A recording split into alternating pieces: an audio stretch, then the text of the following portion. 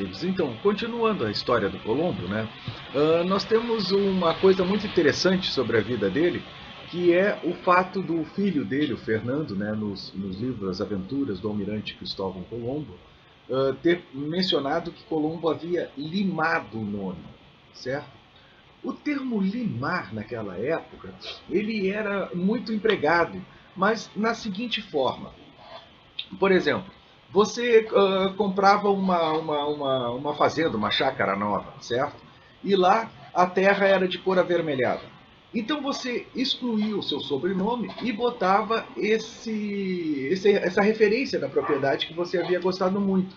Então você passava a se chamar Terra Rubra ou Terra Rossa, né? Depende.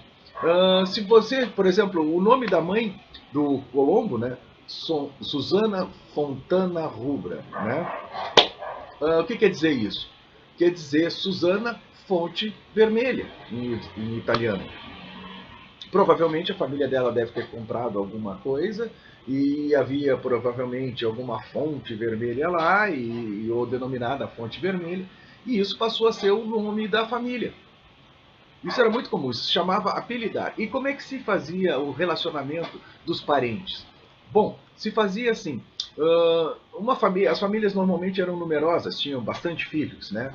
Então, o nome dos filhos dessa primeira geração, né, seriam, em parte, copiados pelas gerações passadas, pelas gerações futuras, né? E os nomes dele teriam sido copiados de outra geração. Então, em vez de como a gente faz hoje pelo sobrenome, né, não se muda o sobrenome, se mantém o sobrenome, naquela época eles faziam com o nome. Então, para você relacionar o parentesco, você teria que ter várias pessoas, né, de uma geração posterior, cujos nomes coincidiriam com os da geração anterior. Então essa seria a forma de união, né, de fazer a ligação entre as famílias, certo? Bom, se você pegar o nome Colombo, né, teria que ser um nome muito grande para você poder limar ele, né? Existe uma família na Sardenha, né, chamada Piccolomini, certo? Chegaram até a ter um reino lá naquela região da Sardenha, né? Foram genoveses e tal. Tem que ver ali o Colombo da Sardenha, o genovês da Sardenha, né? Eu vou deixar a descrição aqui embaixo e aí fica fácil de achar.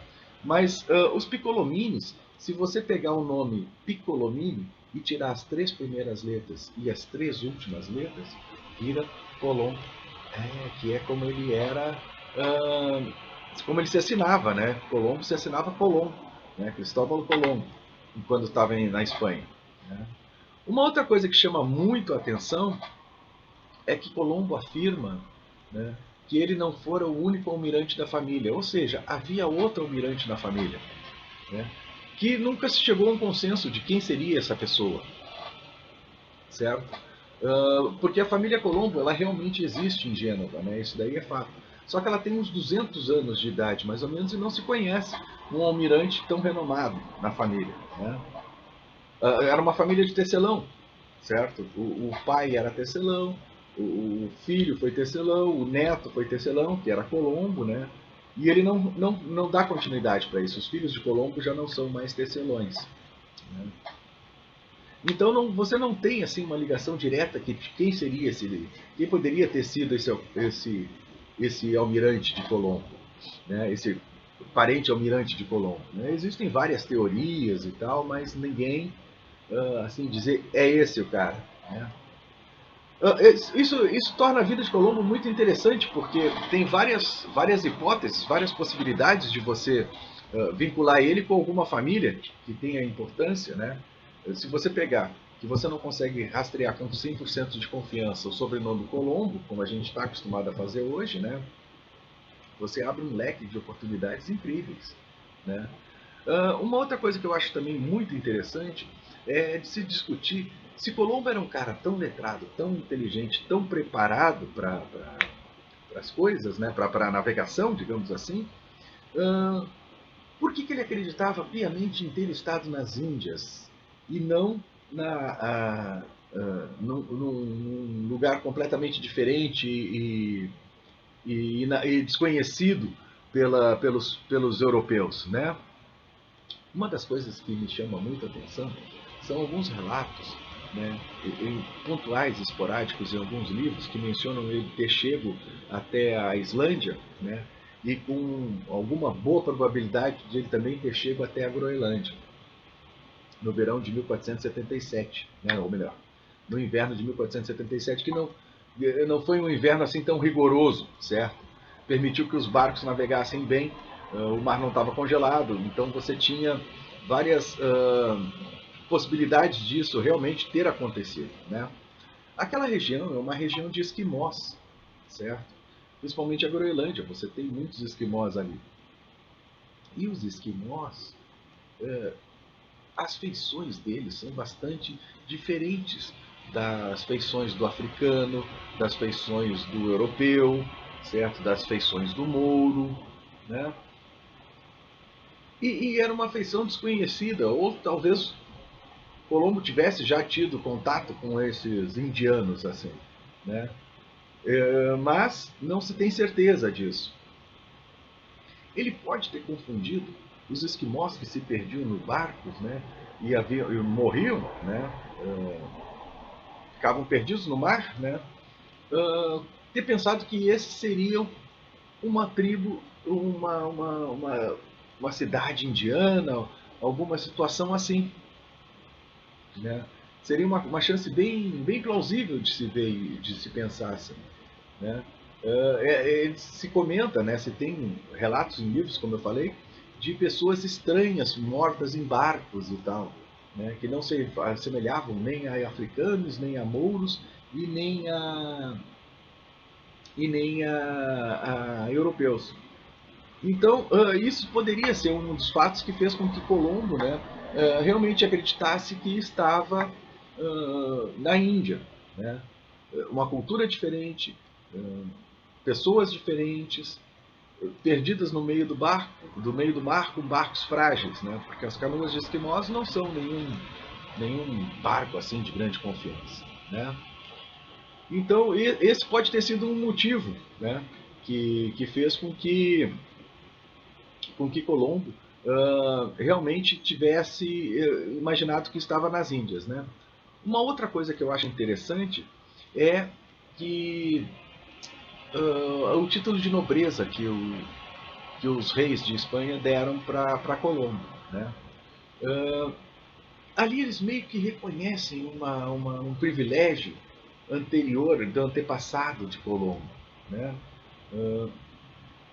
E também quando concedem para ele o famoso brasão de família, né? Também é uma coisa que chama muito a atenção, porque diz, no texto diz que ele poderia usar o brasão como sua família já o fizera, né? Alguma coisa parecida com isso, né? E esse brasão, ele tem um grande problema. Esse brasão tem um lambel de infâmia, né? O escudo da família tem um lambel de infâmia. Ou seja, algum antepassado teria feito alguma ação de traição do rei. Então, isso deixa assim um ar de realmente um bom motivo para que Colombo se escondesse o seu passado, né? Criasse uma identidade diferente. Olha, daqui para frente eu sou tecelão, daqui para frente nós vamos ser vamos ter outra forma de ver as coisas e tal, né?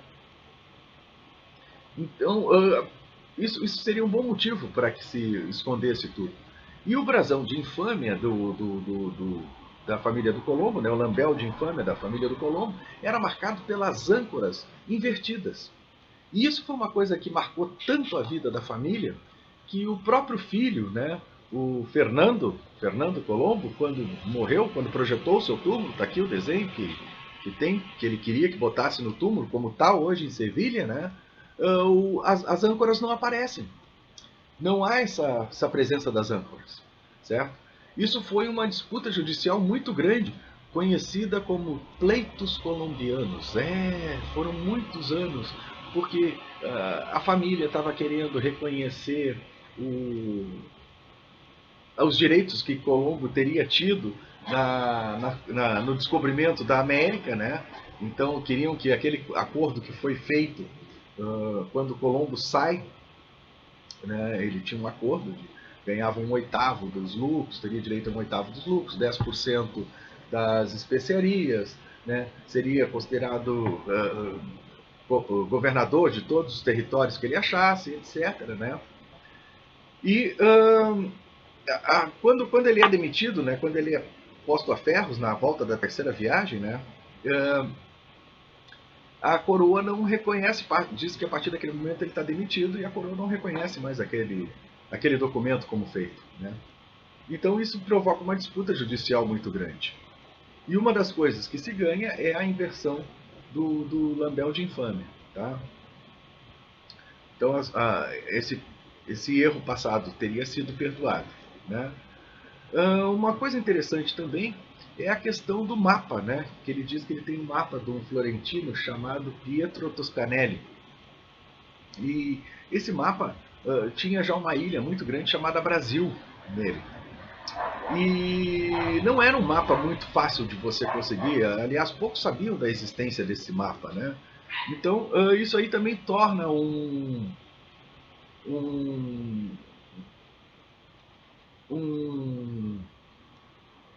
fato interessante na vida dele. Como é que ele teve acesso? O nome do cara era Paolo Toscanelli. Paolo Toscanelli, né? Não era Pedro Toscanelli, é Paolo Toscanelli. Né? Então era um mapa muito importante, muito sigiloso para se ter. Né? Bom, o que eu tinha para falar do Colombo era mais ou menos isso aí, né?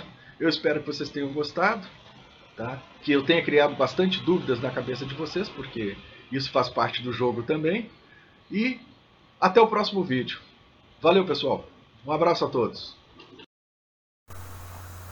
E aí, pessoal, tudo bem com vocês? Tudo tranquilo?